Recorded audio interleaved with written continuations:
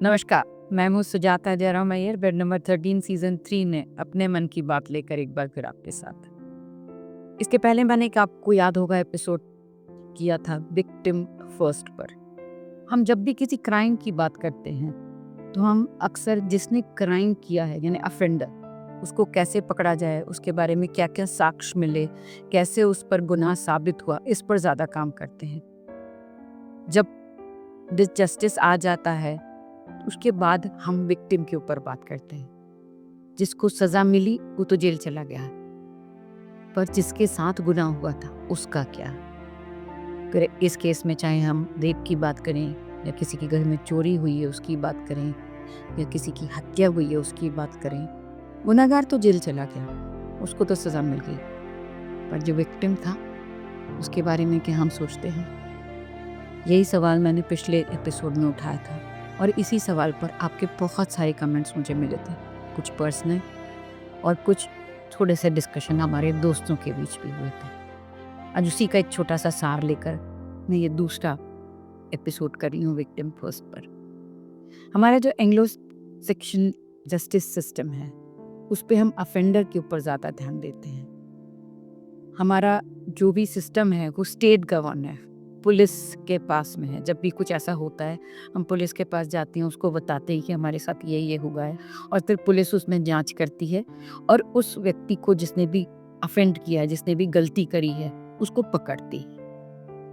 उसको पकड़कर फिर उसका दोष साबित करती है, और जब वो दोष साबित हो जाता है तो फिर वो जजेस के पास, जुडिशरी के पास चला जाता है, और फिर जुडिशरी पुलिस के ऊपर जोर देती है कि आप ये प्रूफ करो कि ये काम इसी ने किया। इस सारे प्रोसेस के दौरान काफ़ी समय जाता है और विक्टिम एक बार नहीं कई बार मरता है। रेप विक्टिम को तो मैंने मेंटली कितनी बार हरास होते हुए देखा है। एक महिला की कहानी भी मुझे याद है कि जिनकी पति की हत्या हो गई थी और लोगों को शक था कि शायद इन्होंने कराया हो, शायद, पक्का नहीं था, और पुलिस फिर प्रूफ भी नहीं कर पाई। और जितने दिन ये केस चला, जो कि करीब 7 साल था, उस महिला को मैंने बहुत करीब से देखा। उसके अपने बच्चे तक उस पर शक करते थे, उसके परिवार वाले तो शक करते ही थे, समाज उसको एक अजीब सी नज़रों से देखता था। वो 7 साल उसने बहुत मुश्किल से काटे। उसको ये प्रूव करना पड़ा कि इन्होंने नहीं किया है, और जब जस्टिस उसके फेवर में आया तब कि पता चला कि किसी और ने हत्या करी थी, वो महिला बरी हो गई। बरी होने के बाद हम जानते हैं उन्होंने क्या किया।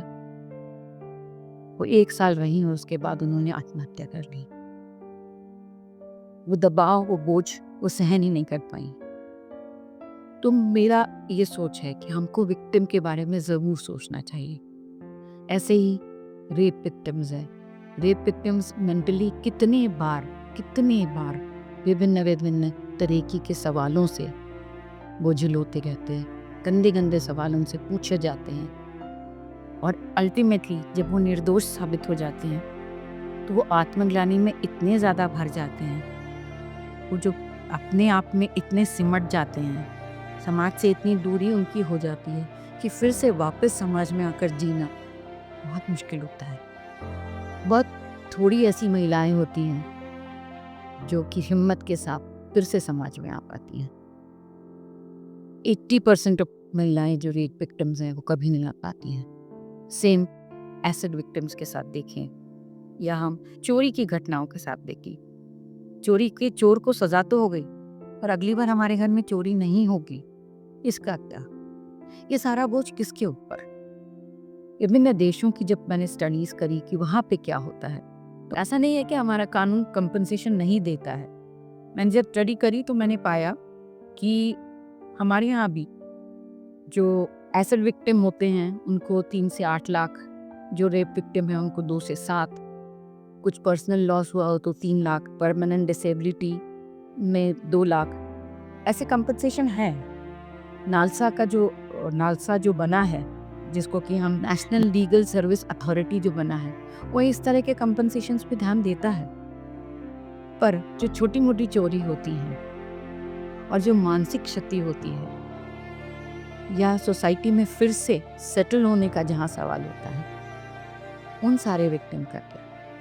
मानसिक उपचार हमारे यहाँ कहीं भी बिल्कुल भी प्रावधान नहीं। There is absolutely no remedy for the mental justice, और I should say the social justice. कहीं भी कुछ भी इसके बारे में प्रावधान नहीं है। कुछ विक्टिम फर्स्ट के कुछ लोग हैं जो काम करते हैं, ऐसा नहीं कहूँगी मैं, पर उसका परसेंटेज बहुत कम है।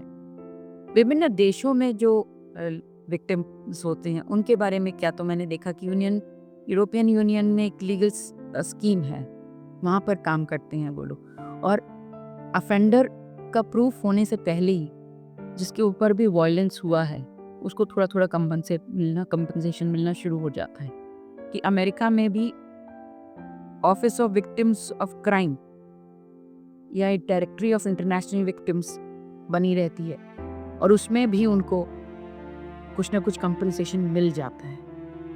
उनको फाइनेंशियल कंपनसेशन भी मिलता है, उनको मेंटल साइकियाट्रिक के पास भी भेजा जाता है कि जहाँ पर उनको साइकियाट्रिस्ट थोड़ा सा मोटिवेशन दें, उनकी काउंसलिंग भी की जाती है, और इस तरह उनको वापस सोसाइटी में बसाने के लिए, चाहे कि यूरोपियन यूनियन हो, चाहे अमेरिका हो, चाहे इंडोनेशिया हो, सब जगह पर थोड़ा थोड़ा काम होता है। इंडिया में हो सकता है कि पॉपुलेशन हमारी इतनी ज़्यादा है कि इस तरह के काम हमें दिखते नहीं हों, शायद होते भी होंगे, मुझे अभी उसके बारे में मैं ज़्यादा पढ़ नहीं पाई हूँ, शायद होते भी होंगे, पर आसपास अगर हम देखें तो ऐसा कहीं भी होता हुआ मुझे नहीं दिखता है।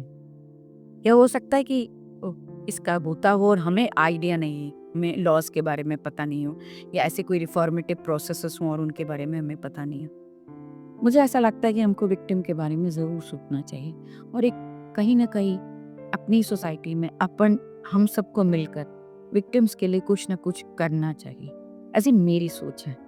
हो सकता है मैं गलत ही हूँ।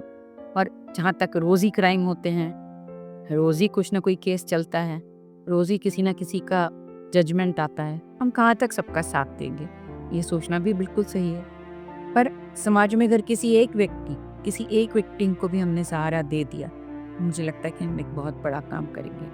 आपके आसपास भी बहुत सारे विक्टिम्स होंगे, वो भी सहारे की आवश्यकता को, चाहे फिर वो फिजिकल हो, चाहे मेंटल हो, चाहे फाइनेंशियल हो या सोशल हो, उसकी गुजार रखते होंगे। क्या आप मेरे साथ मिलकर ऐसे विक्टिम्स को साथ देना चाहेंगे? अगर आप हम सब डिसाइड करें तो हम एक समूह ज़रूर बना पाएंगे कि हम विक्टिम फर्स्ट के बारे में बात करें और उसके बारे में कुछ सोचें। आपका क्या विचार है? क्या ऐसा कोई फोरम बनाया जा सकता है? क्या ऐसा कुछ काम किया जा सकता है? उससे भी पहले, क्या विक्टिम्स को वाकई में इसकी ज़रूरत है या हमें ही लग रहा है? आपके विचार मुझे बहुत अच्छी लगी ये सुनकर। आप मुझे अपने विचारों से ज़रूर अवगत कराइएगा। I'll be waiting eagerly for your comments and for the formation of a small group called Victim First. तब तक के लिए नमस्कार।